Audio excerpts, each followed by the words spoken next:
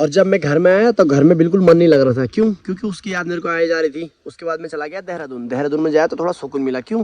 क्योंकि ना वो मेरे को मिल रही थी, बट ये था ना कि कहीं ना कहीं वो देहरादून में है, आस थी कि मिलेगी नहीं मिलेगी, ये वो फलाना ढिमकाना, ठीक है।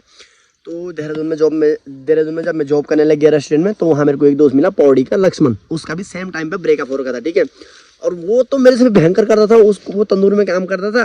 वो अपना हाथ इतना फूंक देता था, कभी कभी पूरा हाथ जला देता था, कभी बोतल तोड़ के काट देता था छाती पे, कभी रोज आता था, न दाढ़ी बनाता था न बाल बनाता था, बिल्कुल एकदम पागल की तरह रहने लग जाता था, मतलब बिल्कुल पागल की तरह रहने लग जाता था।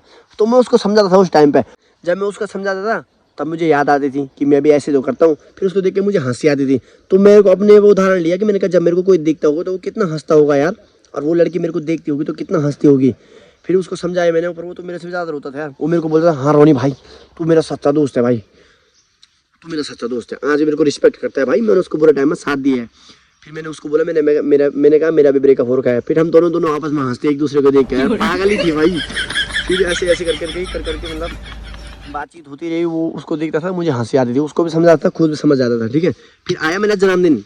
फिर जन्मदिन आया तो उसने मेरे को विश करा। तो तुम कौन है ना, कौन दिखे कौन छिपा करा, मेरे पास पता नहीं क्या खाने सुनने आ रहा है, ठास ठा यहाँ पे फोन में सुन लेना भाई आप। फिर उसने मेरे को मतलब बर्थडे आ गया मेरा, और रात के बज रहे थे 11 बजे, 11:30 बजे हमारा रेस्टोरेंट क्लोज हो जाता था। फिर 11 साढ़े 11 हो रहा था। फिर मैडम लोग सारे बैठ रखे थी और उसका कॉल आ जाता है मेरे को, हैप्पी बर्थडे टू यू करके। हाँ, हैप्पी बर्थडे टू यू करके। ओ भयंकर में हो गया खुश। मैंने कहा मैम, उन मैडम को भी पता था कि इसके साथ क्या सीन हो रखा है। फिर मैंने कहा मैम मेरे को बर्थडे विश कर दिया, ये सो दूसरी मैडम ने, ठीक है। वैसे जहाँ भी गया हूँ मैडमों के साथ मेरी दोस्ती अच्छी होती है। अब मैंने कहा मैडम इसने मेरे को बर्थडे विश कर दिया, ये सो आज मेरे को प्यार करती है, सो ये फलाना। मैडम लोग हंसने लगे, सर लोग भी हंसने लगे, पूरा स्टाफ हंसने लग गया, बट कोई फर्क नहीं पड़ा। क्यों? क्योंकि मनपसंद शख्स ने विश करा था, ठीक है।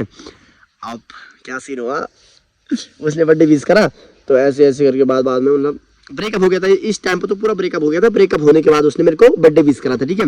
उसके बाद मैं गोवा चला गया तो उसने मेरे को हैप्पी जनवरी भी लिखा था, ऐसे करके मतलब जो भी होता है जनवरी फरवरी जो भी लिखते हैं, तो मैं चला गया। अब 15 तारीख को आता था उसका बर्थडे, जनवरी 15 को उसका बर्थडे आता है, और जनवरी 16 को पूजा देवी का बर्थडे आता है। अब मैं कंफ्यूज है। जब मैं रिलेशनशिप में भी था तब भी मैं 15 को उसको विश करता था, 16 को पूजा को विश करता था, ऐसे करके एक दूसरे को, ठीक है। पूजा ने मेरे को ब्लॉक करा रहता था उस टाइम में, पूजा ने मेरे को अनब्लॉक करा था, ठीक है। अब मैं 20 करा, 15 को उसको करा, 16 को उसको करा, हैंग करा। पूजा ने देख लिया, पूजा मेरे को पकड़ ही लेती थी भाई हर टाइम यार। बट जब मैं गोवा गया तो मतलब वो मेरे को शायद देखती होगी नहीं देखती होगी, बट मैं चोरी छुपे उसकी इंस्टा आईडी देख ही लेता था। तब तो अलग अलग लड़के विश कर रहे थे, किसी की स्टोरी लगा रही थी, किसी को मेंशन किया रहता था। बार मेरे को दुख होता था यार इसकी जगह मेरी जगह किसी और को दे रही है, ये सो फलाना ढिमकाना होता है ऐसा, ठीक है। वीडियो बन रही ना, हाँ, तो ऐसे ही होता था। तो मतलब उस टाइम बाद में थोड़ा मूव ऑन होने लग गया। लड़कों ने मेरे को बोला तो गोवा में जाके तो एक सी लड़कियाँ मिलेगी यार। अब शक्ल उतनी खराब थी भी नहीं की मतलब कोई ना मिले। अब आज की डेट में उस लड़की की फोटो देखता हूँ तो मेरे को अपने आप हंसी आती कि भयंकर मैं किसके लिए कितना रोया, किसके लिए क्या हरकतें मैंने करी, ठीक है, आज की डेट में। तो उसके बाद में गोवा चलने लग गया, पैसा वैसा कमाने लग गया, फ़ोन भी ले लिया मैंने iPhone 13। उसके बाद मुझे लग गया कि पैसा ही सब कुछ है भाई। और मैंने पूजा को फ़ोन करा, पूजा भी बाद में मेरे साथ बात करने लग गई। और एक टाइम ऐसा था कि पूजा भी मेरे साथ कॉल पर थी, और वो भी एक दिन मैंने क्या करा, ठीक है, हाँ, देहरादून में एक दिन मैंने क्या करा कि कॉल पे मैंने पूजा को लगाया था और पूजा ने उसको लगाया था कॉल पे। और यहाँ पूजा को बोलो तेरे से प्यार कर रहा हूँ, वहाँ वो भी सुनी ये भी सुनी, और वहाँ उसको बोलो ये भी सुन रही वो भी सुन रही। तो मैंने कहा ना मैं यहाँ करा ना वहाँ करा, दोनों तरफ से ब्रेकअप हो गया। फिर जब मैं गोवा गया तो मतलब अच्छा खासा होने लग गया, फ़ोन भी ले लिया मैंने। उसके बाद मैंने एक दिन पूजा को कॉल करा, मैंने कहा ऐसा ऐसा सीन है। पूजा ने बोला मैं तेरे भरोसा है नहीं है तो ऐसा तो ऐसे करता हर बार। मैंने कहा ऐसा कुछ नहीं है यार, कोई दिक्कत नहीं, अपना आप रहेगा तेरी इच्छा। बाद में पूजा मेरे साथ कॉल पर रहने लग गई। इतना तो मेरे को पता था कि पूजा मेरे से प्यार करती है भाई, इतना मुझे पता था। बट पूजा से ज़्यादा बात करने की आदत नहीं थी मुझे। 4 साल से मैंने पूजा को अभी स्टोरी पे नहीं लगाया हुआ। अब यही बोलते हैं ना कि जिससे रिश्ता, अब बोलते हैं ना कि जो भाई जिस सच्चा प्यार कभी स्टोरी पे मेंशन नहीं होता है। और पूजा लगा देती थी कभी भी। पूजा तो बहुत खुशी हो जाती कि हाँ मेरे से प्यार करता है, बट उतना प्यार तो था नहीं पूजा से। बट हाँ, बाद मेरे को गोवा में जब मैंने फ़ोन करा पूजा से कि मैं तुझसे प्यार करता हूँ, प्यार बोला भी नहीं, बाद में पूजा से फ़ोन करा ये सो, पूजा फ़ोन उठाने लगी तो मुझे कहीं ना कहीं लगा कि पूजा अच्छी लड़की है, और थी भी भाई, थी भी पूजा अच्छी लड़की, तो मुझे लगा कि हाँ भाई ये मतलब पूजा अभी भी बात कर रही तो कहीं ना कहीं इसको मुझसे प्यार है। तो रात की ड्यूटी रहती थी मेरी वहाँ पे भी, जहाँ पे मैंने करी रात की ड्यूटी करी मैंने। फिर पूजा से मैंने बात करी, पूजा कॉल पर रहने लगी, पूजा कॉल पे ही सोने लगी। फिर कुछ टाइम के बाद पूजा बोलने लगी कि कॉल पे ही रहो, और जब पूजा बोलने लगी कॉल पे रहो तो मुझे लग गया कि हाँ प्यार करती है अभी। फिर मैंने कहा ठीक है, खुशी होने लगी कि चलो कोई बात नहीं। फिर उसको बोल के पूजा के साथ आ गया। फिर पूजा के साथ आया तो मैं मतलब ऐसे ही वहाँ 1-2 साल ऐसे कट गए मेरे गोवा में। फिर वहाँ से जब मैं घर आ रहा था तो उस दिन मतलब अभी भी हमारी बात मतलब महीने में 1-2 दिन होती है।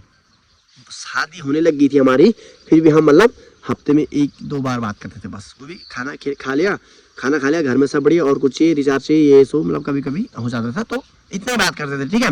फिर मैं जब वहाँ से घर आता था गोवा से, तो मेरी फ्लाइट थी रात के कितने बजे थी, रात के 11 बजे की थी। तो मैं एयरपोर्ट पर 8 बजे पहुँच गया था। तो एंट्री तो दे नहीं रहे थे, मैंने कहा टाइम पास नहीं हो रहा, पूजा से बात करते। पूजा ने कॉल उठा दी, पूजा रात भर कॉल पर ही। फिर कॉल पर ही जब मैं फ्लाइट में बैठा तो पूजा ने कॉल काटा, उसके बाद तो नेटवर्क आते हुए नहीं है। फिर मैं देहरादून आया, फिर देहरादून रहा मैं, फिर देहरादून से मैं घर आया। फिर देहरादून से घर आया तो उसके बाद भी हमने बोला मिलेंगे गैरसैन के लिए, कि मैं तेरे को मिलने आऊँगा गैरसैन, कि ऐसे मिलना का हो रहा था कि आज मिलेंगे कल मिलेंगे। फिर मैं घर भी आ गया था, फिर हम रोज़ बोले थे कि कल मिलेंगे आज मिलेंगे। फिर उसको भी टाइम नहीं था, मेरे को भी टाइम नहीं हो रहा था। फिर हमने गैरसैन मिलने का मूड बनाया, फिर चला गया मैं उसको गैरसैन मिलने के लिए ठीक है। वो क्लिप थी यार मेरे पे, मैंने डिलीट कर दिया पता नहीं। तो मैंने पूजा से मिलने का बनाया प्लान, तो पूजा भी आ गई, मैं भी चला गया। फिर ऐसे मिली, कितना मिले हो गया क्या है और कुछ चीज़ बता कैसी है, तो ये शादी का क्या सीन है साथ में। जब भी तुम्हें कितना भी गुस्सा है ना तुम, और तुम किससे प्यार कर रहे हो ना, अगर तुम उसके क्लोज जाओ ना तो सारी मतलब निगेटिव बातें दूर हो जाती है, हमेशा पॉजिटिव बातें आती है एक दूसरे के लिए।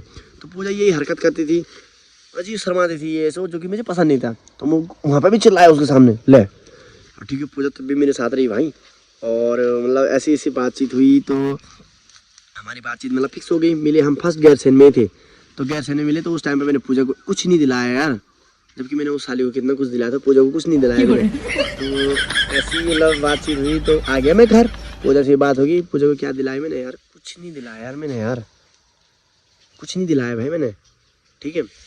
तो उसके बाद सेकेंड टाइम फिर मैं गया, उस दिन तो पूजा के गाँव चला गया। उस दिन मैं पूजा को एक डेयरी मिल्क वाली चॉकलेट दिलाई मैंने, और पूजा ने मेरे को क्या दिया, 1 किलो का डब्बा मिठाई दिया घर के लिए। अब सोचो भाई, मेरी 50 रुपए की चॉकलेट, उसका 150 का सामान भाई, और ना मैंने उसको पैसे दिए उस टाइम पे। यार क्या बेवकूफ़ था मैं, 1 रुपया नहीं दिया मैंने उस टाइम पूजा को भी। हाँ फिर उसके बाद मैं आ गया घर, फिर मैं फिर चला गया देहरादून चला गया। तो वहाँ नई लाइफ स्टोरी शुरू हो गई, वो मैं अगले पार्ट में बताऊँगा आपको ठीक है। अच्छा लगता है मुझे, बहुत मजा आता है। ये कितना बदतमीज इंसान है। फिर ऐसे सीन हो गया, फिर मतलब मिले हम गैरसैन में मिले थे, तो ऐसा सीन है हमारा।